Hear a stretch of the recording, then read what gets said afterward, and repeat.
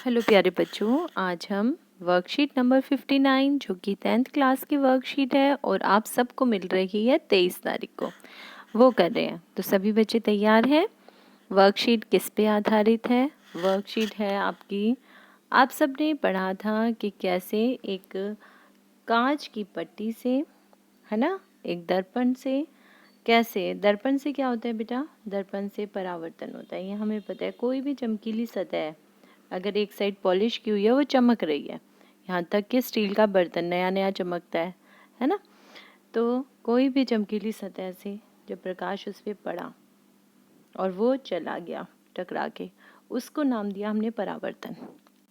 जाने वाली किरण क्या हो गई थी? परावर्तित किरण। आने वाली किरण आने वाली आपतित किरण। ठीक है। इसके बाद हमने क्या पढ़ा था? हमने पढ़ा कि अगर पॉलिश नहीं किया हुआ, मतलब सिंपल कांच है, उसमें प्रकाश अंदर आ जाता है, तो उस टाइम क्या होता है? प्रकाश का परावर्तन ना होके वहां पर होता है प्रकाश का अपवर्तन।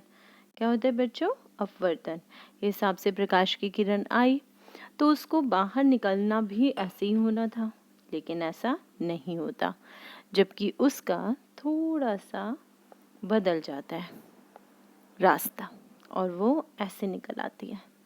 जैसे कि आप सबने देखा है कि अगर हम कांच के ग्लास में, मैंने आप सबको कहा था कि आप ये एक्टिविटी घर में करके देखेंगे, कांच का ग्लास लिया, उसमें हमने पेंसिल रखी तो ऐसी थी, लेकिन जब हम सामने से देखते हैं तो हमें पेंसिल थोड़ी सी ऐसी नज़र आती है, थोड़ी ऊंची उठी हुई और थोड़ी टेढ़ी नज़र आती है। आप सबने करके देखा है? आज ही करके देखो सारे बच्चे। तो ऐसा क्यों हुआ? क्योंकि प्रकाश का जो पथ था बेटा वो बदल गया। हवा में जो माध्यम है, ये हवा वाला, ये हमारे पास होता है विरल माध्यम, और जब वो दूसरे माध्यम में जा रहा है, कांच में जा रहा है, तो ये सघन माध्यम। तो एक माध्यम से दूसरे माध्यम में जब प्रकाश की किरण जाती है बेटा, और उसका रास्ता, उसका पथ बदल जाए, वो मुड़ जाए, तो उसे कहते हैं अपवर्तन। और यही आपकी आज की वर्कशीट में हम देख रहे हैं। अपवर्तन मतलब प्रकाश के एक माध्यम से दूसरे माध्यम में प्रवेश करते समय अपने सीधे पथ से मुड़ने की घटना को अपवर्तन कहते हैं। प्रिज्म सबने देखा है? प्रिज्म में बेटा, इसमें 2 त्रिकोणीय आधार व 3 आयताकार पार्श्व सतह होती हैं। ये थोड़ा सा मिस्टेक है इसके अंदर बेटा, इसमें 3 त्रिकोणीय आधार होते हैं और एक इसके अंदर इसकी बेस होती है। मतलब बेस तो इसका होता है चकोरी बेटा, लेकिन इसके अंदर 3 सतह होती है। मैं आपको दिखाती हूँ बेटा कैसे। देखो बच्चों, इसके अंदर 4 त्रिकोणीय सतह है। एक आपको दिखाई दे रही है सामने, ये 1 2 3 इधर है और 4th 1, तो 3 नहीं 4 इसके अंदर त्रिकोणीय सतह होती है। और नीचे जो बेस होता है वो आयताकार है, वो आपका आयत में है। ठीक है, स्क्वायर हो सकता है, जो भी है वो ऐसा है। इसे हम कहते हैं प्रिज्म। आपको पता है जो ये प्रिज्म है, इसके अंदर अगर हम सूरज की किरण भेजें तो वो 7 रंग में बट जाती है। ठीक है, 7 रंग कौन कौन से होते हैं वो देख लो। ये 7 रंग हैं हमारे पास विबग्योर। इन 7 रंग को बोलते हैं विबग्योर। कौन कौन से? Violet, indigo, blue, green, yellow, orange और रेड। ये हमारे पास 7 रंग हैं। सूरज का प्रकाश इन 7 रंग में बट जाता है, जिसे हम कहते हैं डिस्पर्सन ऑफ लाइट। और ये किस में दिखा रहे हैं हम? प्रिज्म में। प्रिज्म क्या होता है? प्रिज्म कांच का बना होता है, जिसमें 4 इसके त्रिकोणीय आधार होते हैं और एक आयताकार आधार होता है। ठीक है, पार्श्व सतह इसकी 4 है और एक आयताकार इसका आधार है। वैसे अलग अलग शेप्स में आते हैं आजकल। ठीक है, चलिए, त्रिकोण में ये जो हम प्रिज्म देख रहे हैं, इसके अंदर सबसे ऊपर जो कोण बनता है उसे हम कहते हैं प्रिज्म कोण। 2 सतहों के बीच में जो कोण बन रहा होगा उसे प्रिज्म कोण कहेंगे। प्रिज्म से अपवर्तन कैसे होता है उसे देखो। हमने पिछली कक्षा में आयताकार स्लैब से अपवर्तन के बारे में अध्ययन किया है। प्रिज्म से अपवर्तन उससे थोड़ा सा अलग है। प्रिज्म में निर्गत किरण की दिशा आपतित किरण की दिशा से भिन्न होती है।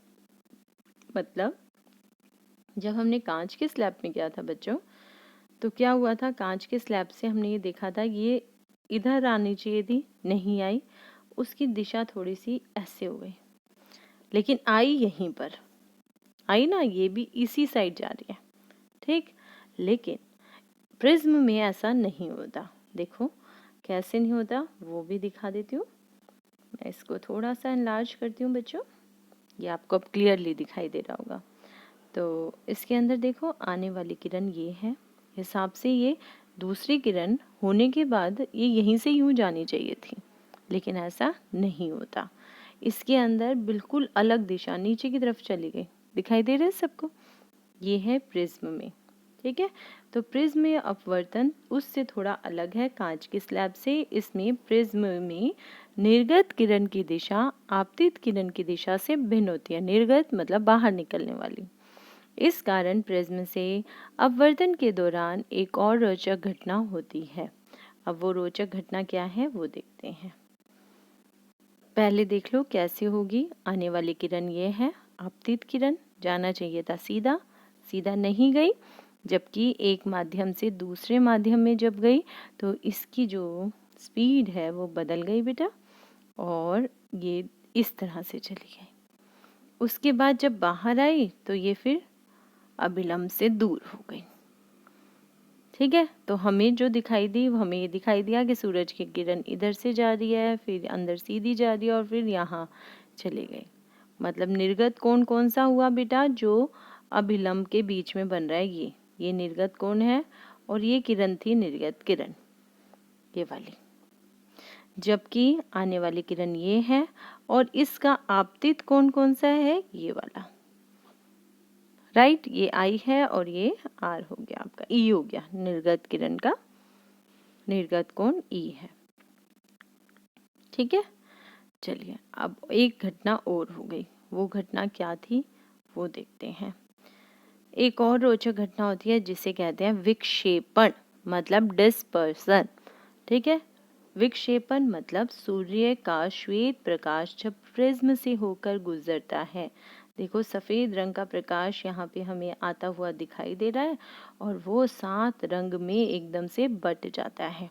वो भी दिखाई दे रहा है हम सबको, सभी बच्चों को अच्छे से दिख रहा होगा। तो 7 रंगों में बट गया। ये रंग है बैंगनी, जामुनी, नीला, हरा, येलो मतलब पीला, ऑरेंज, रेड। तो इसका नाम बन गया विबग्योर। ये हमें याद रखना है, विबग्योर। वी से बैंगनी, आई से जामुनी, बी से ब्लू मतलब नीला, हरा, पीला, नारंगी और लाल। इंग्लिश में नाम याद करना आसान है, violet, indigo, blue, green, yellow, orange, red. अब इसमें क्या ध्यान देने वाली बात है, ये देखो ये ब्लू के टोन है ये सारे, और येलो, ऑरेंज और रेड ये रेड के टोन है सारे, ठीक है। और ग्रीन बिल्कुल अलग हो गया। चलिए इन रंगों को क्रम में याद रखने की युक्ति विबग्योर है। अवयवी वर्णों के इस बैंड को स्पेक्ट्रम कहते हैं, और इस बैंड को क्या कहा जाता है बेटा, स्पेक्ट्रम। मतलब ये 7 रंग को क्या बोलते हैं, स्पेक्ट्रम। कितने बच्चों को याद हो गया, 7 रंगों को इकट्ठा बोला जाता है। इस 7 रंगों के बैंड को स्पेक्ट्रम बोला जाता है, और जिस क्रिया से ये अलग अलग हुए इस क्रिया का नाम है विक्षेपण, ठीक है। स्पेक्ट्रम बनने का कारण क्या है, सूर्य का श्वेत प्रकाश 7 रंगों से बना होता है। हरा रंग अपना अलग तरंग दैर्घ्य होती है, सब रंगों की अपनी अलग अलग तरंग दैर्घ्य होती है बेटा। देखो ऊपर देखो जरा, देखो रेड कलर कितनी बड़ी इसकी तरंग दैर्घ्य, देखो जरा किसकी ज़्यादा और किसकी कम है, ध्यान देंगे जरा सभी बच्चे। देखो जरा इसकी तरंग दैर्घ्य सबसे कम है, इसकी उससे ज़्यादा है, फिर बढ़ती जा रही है, ये और बढ़ गई है, और इसकी तरंग दैर्घ्य तो और अधिक हो गई। दिखाई दे रही है सबको। सूर्य का श्वेत प्रकाश 7 रंगों से बना होता है और सबका अलग अलग तरंग दैर्घ्य होती है। सूर्य का श्वेत प्रकाश जब प्रिज्म से गुजरता है तो उसमें उपस्थित सभी वर्ण अलग अलग कोण पर मुड़ जाते हैं। हर मुड़कर प्रिज्म से निर्गत होते हैं और हमें स्पेक्ट्रम प्राप्त होता है। तो आप सब बच्चों को एक क्वेश्चन एक्स्ट्रा भी लिखना है, वो यही लिखना है ये स्पेक्ट्रम कैसे बनता है या उसके बनने का कारण क्या है, ये ज़रूर लिख लेना। लास्ट वर्कशीट जो आएगी इस चैप्टर के बाद उसके अंदर ऐसी छोटी छोटी डेफिनेशंस आएंगी, ठीक है। तो ये इसका आंसर यहाँ से शुरू करके यहाँ तक आप सबको लिखना है, राइट। लाल रंग का तरंग दैर्घ्य सबसे अधिक होता है और ये सबसे कम मुड़ती है, इसीलिए क्योंकि इसकी तरंग दैर्घ्य सबसे अधिक है। बैंगनी रंग की तरंग दैर्घ्य सबसे कम है और ये सबसे अधिक मुड़ती है, ठीक है। देखो कितनी छोटी जा रही है इसकी तरंग दैर्घ्य और इसकी कितनी ज़्यादा जा रही है, सबको दिखाई दे रहा है। तो सबसे ज़्यादा नीला रंग इसका मतलब मुड़ता है, इसी कारण से आपको पता है प्रकाश नीला दिखाई देता है। क्यों? क्योंकि नीला रंग छोटे छोटे उसके बीच में धूल के कण आएंगे, उससे भी मुड़ जाएगा, मतलब फैल जाएगा, इसीलिए नीला रंग ज़्यादा दिखाई देता है। लाल रंग नहीं मुड़ता है, वो जहाँ दूर तक हमें लाल रंग दिखता है, इसलिए रेड लाइट किसकी बनी होती है? लाल रंग की। क्यों? क्योंकि उसकी तरंग दैर्घ्य सबसे अधिक है, ठीक है। ये क्वेश्चन जरूर आता है और हर साल आया है बेटा, जरूर पूछा जाएगा आकाश नीला क्यों दिखाई देता है और रेड लाइट जो आपको ट्रैफिक लाइट दी हुई होती है वो उसके अंदर रेड कलर क्यों होता है, या डेंजर का साइन वो रेड क्यों होता है। चलिए अब इंद्रधनुष कैसे बनता है, ऐसे ही इंद्रधनुष बनता होगा। अब इंद्रधनुष बनने के लिए क्या आकाश के अंदर प्रिज्म होते हैं? नहीं होते। फिर कैसे इंद्रधनुष बन जाता है? हमें आकाश में कहाँ से रंग दिखाई देते हैं? इसका कारण है पानी की जो बूंदें होती है ना, वो बेटा प्रिज्म का काम करती हैं। देखो कैसे। इंद्रधनुष ये एक प्राकृतिक स्पेक्ट्रम है। यह वायुमंडल में उपस्थित जल की बूंदों द्वारा सूर्य के प्रकाश का विक्षेपण होने पर उत्पन्न होता है। जल की छोटी बूंदें प्रिज्म की तरह कार्य करती है। जब सूर्य का प्रकाश इन बूंदों में प्रवेश करता है तब अपवर्तित व विक्षेपित होता है। दो चीजें होती है, एक तो अपवर्तित हो रहा है मतलब आने के बाद बाहर निकलना है, उसको बाहर निकलता है, लेकिन उससे पहले उसके अंदर आंतरिक परावर्तन होता है, देखो, और उसके बाद विक्षेपण होता है। बात आई समझ? मैं समझाती हूँ, देखो ध्यान से देखेंगे सभी बच्चे। ये है हमारे पास पानी की बूंद, नजर आ रही है सबको? चलिए अब पानी की बूंद के पास सूरज का प्रकाश आया, ये भी दिख गया सबको। जब जैसे ही सूर्य का प्रकाश आया बेटा, अंदर आया मतलब अपवर्तन हुआ, यहाँ लिखा हुआ है अपवर्तन, अपवर्तन हुआ इसका, और अपवर्तन होके ये यहाँ पर आया और अलग अलग रंगों में बट गया, दिखाई दे रहा है सबको।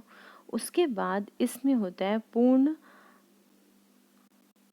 अंतः परावर्तन, मतलब ये टकराता है और फिर सारा दोबारा आता है, यहाँ पे टकरा टकरा के आ गया, और उसके बाद क्या होगा? अपवर्तन होगा दोबारा से, और अपवर्तन होके हमारी आंखों तक आएगा। ऐसे बनता है इंद्रधनुष। बहुत सारे टॉपिक्स हमारे कट गए हैं, इंद्रधनुष नहीं कटा है, इसलिए इंद्रधनुष हमें बहुत अच्छे से करके जाना है। इंद्रधनुष कैसे बनता है, लास्ट ईयर भी आया था बेटा।